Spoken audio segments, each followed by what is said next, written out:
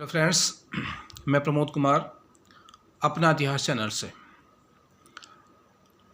आज शिवरात्रि है और सभी श्रोताओं को, मित्रों को, जो भी ये वीडियो देख रहे हैं या देखेंगे, उन सभी को शिवरात्रि की बहुत बहुत शुभकामनाएं। शिव बाबा उनके ऊपर अपनी कृपा बनाए रखे। चलो बड़े डायरेक्ट सी बात करते हैं और सीधे टॉपिक पे आ जाते हैं। आज मैं आपको प्राचीन इतिहास को जानने के क्या क्या सोर्स हैं, इतिहास के जो मेथड्स हैं, उनके हिसाब से मैं आपको बताता हूँ। 3 सोर्स हमारे पास हैं या तरीके हमारे पास हैं जिनके आधार पर हम प्राचीन इतिहास को जानते हैं। सबसे पहला हमारा है पुरातात्विक स्रोत। ये क्या होता है? खुदाई के दौरान वे हमारे सोर्स या माध्यम जिनके द्वारा हम प्राचीन इतिहास को जानते हैं या जानने की कोशिश करते हैं, वो क्या क्या हो सकते हैं? सिक्के हो सकते हैं, पत्थरों पर उकेरी गई लिपि हो सकती है, मूर्तियाँ हो सकती हैं, और इसी प्रकार की बहुत सारी वस्तुएं हो सकती हैं जो खुदाई के दौरान प्राप्त की जाती हैं। ये एक बहुत बढ़िया तरीका है और ये एक ऐसा तरीका है जिसमें बदलाव नहीं किया जा सकता। ठीक है, बाकी जो मीडियम है टू नो हिस्ट्री, उसमें हम थोड़ा बहुत चेंज कर सकते हैं, लेकिन इसमें हम चेंज नहीं कर सकते, क्यों? जैसा था ये वैसा ही हमें प्राप्त होगा, उसी के आधार पर हम प्राचीन इतिहास को जान सकते हैं। एक तरीका ये हो गया। जो सेकंड वाला है वो तरीका है हमारा साहित्यिक स्रोत, लिटरेचर सोर्स। ये क्या होता है? भारत या दुनिया के किसी भी कोने में प्राचीन इतिहास को जानने का एक साहित्यिक स्रोत माध्यम माना गया है। इस माध्यम से हम अपने उस समय के सामाजिक, सांस्कृतिक, भौगोलिक या उस समय शासन किस प्रकार का था, उन सब बातों को जान सकते हैं और समझ सकते हैं। अब इस साहित्यिक स्रोत में क्या क्या आ सकता है? एक तो आप समझ सकते हैं कि ये वो प्योर हिस्ट्री जो इतिहासकारों द्वारा लिखी गई है वो हो सकती है। एक धार्मिक सोर्स, ठीक है।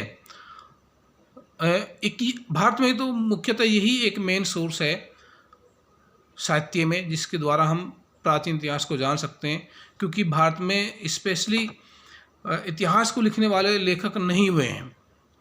बस एक ही बुक है जिसमें भारतीय इतिहास के बारे में थोड़ा सा सही जानकारी दी गई है।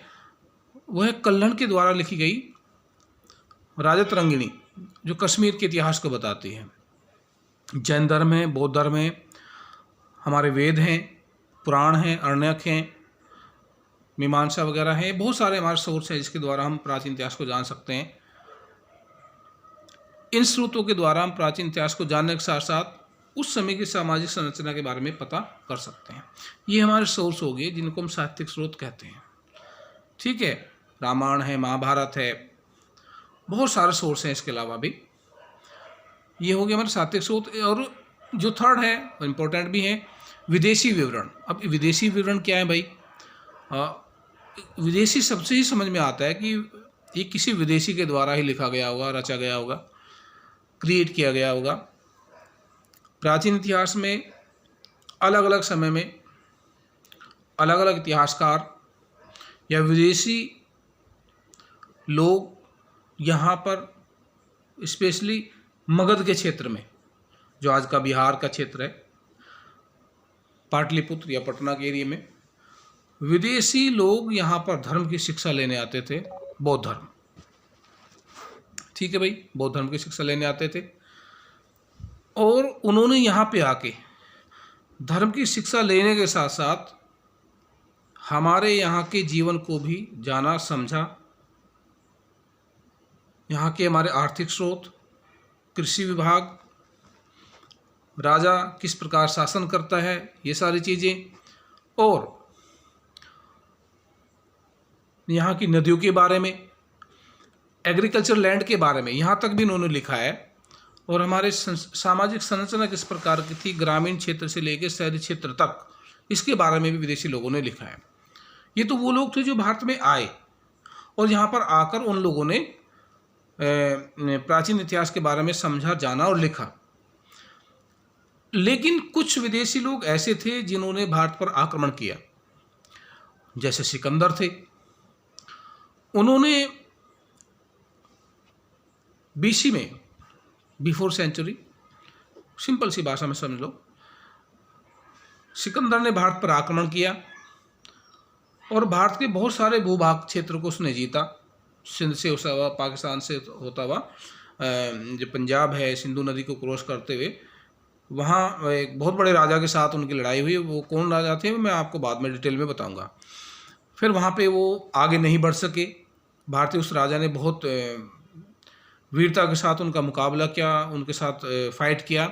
भारतीय बहुत कम सैनिक थे, उनके बहुत ज़्यादा थे, लेकिन फिर भी हमारे सैनिकों ने और हमारे राजाओं ने उनके साथ फाइट किया और उनको वहीं रोकने पर मजबूर कर दिया। और इस तरह से सिकंदर आगे नहीं बढ़ पाए।